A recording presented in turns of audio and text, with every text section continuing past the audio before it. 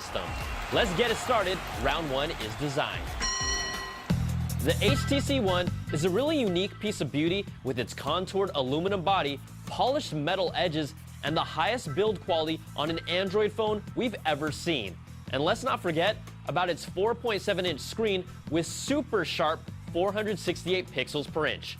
Now, Apple's iPhone 5 design was one of their best ever, but it's not the best anymore.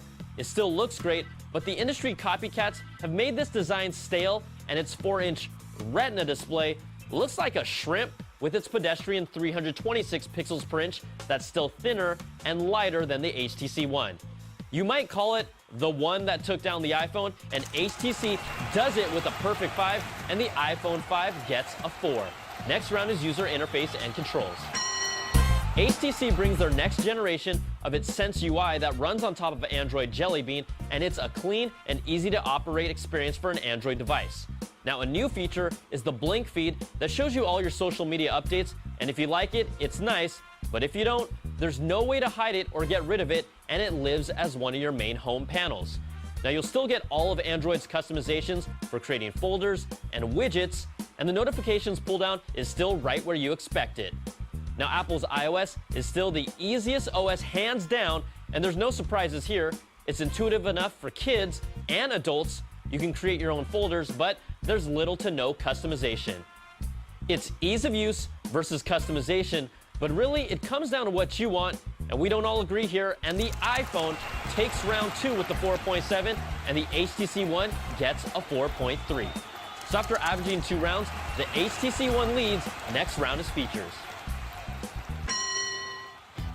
I don't think we really have a list long enough for everything the HTC One brings, but guess what? I'll try.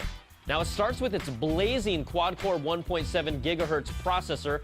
Its power button doubles as an IR blaster to use your phone as a TV remote. HTC brings what they call boom sound with dual frontal stereo speakers that sound better than anything I've heard on a phone so far. Then let's just add on all the Android Jelly Bean features like Google Maps for the best maps with turn-by-turn, and speech-to-text for search and directions. There's NFC for sending content from one phone to the other, and Google Now for happenings around you. Now, their single-piece aluminum body design means no removable battery and no expandable memory, but guess what? You might not care. Now, Apple's iPhone 5 brings a dual-core A6 processor that's fast and snappy, and Siri can do more with sports, movies, and food recommendations. But it's still not as accurate, and it still takes way too long to get information back from its servers. Apple Maps is more than a step behind Google Maps right now, and Passbook still remains rarely used, and the phone doesn't have any kind of built-in NFC. Can you guys guess who takes this round? It's the HTC One with another perfect 5, and the iPhone gets a 4.3. Next round is web browsing and multimedia. The HTC One comes preloaded with Chrome and the default browser with Flash support. Now, we'll take Chrome as one of the best mobile browsers with incognito mode, synced bookmarks, and a sweet tabbed interface. Apple brings Safari, which is also an excellent mobile browser, but you can install Chrome and others on the iPhone as well. Now, most of the time with multimedia, people want to know about the cameras, and the HTC One takes a different approach with a 4-megapixel camera, but they call it an ultra pixel that's able to gather more information and handle lighting situations better with similar results as the best phone cameras. Now, we know megapixels don't really matter, and the iPhone's 8-megapixel camera has been one of the best. So here's the breakdown.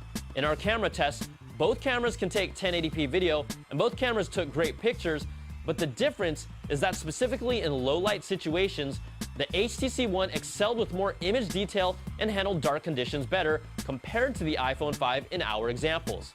But then, in normal daylight situations, the iPhone had an advantage with slightly sharper and more saturated images compared to the HTC One that still took great pictures, but they were a little duller with color temperature pretty much being the same for both.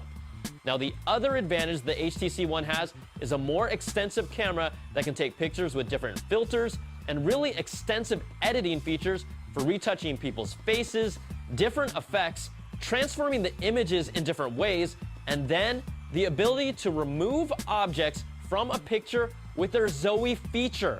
That is great! Now, the ecosystems are extensive, and Google Play has done a great job of catching up as a legit option, and movies look and sound amazing on the HTC One.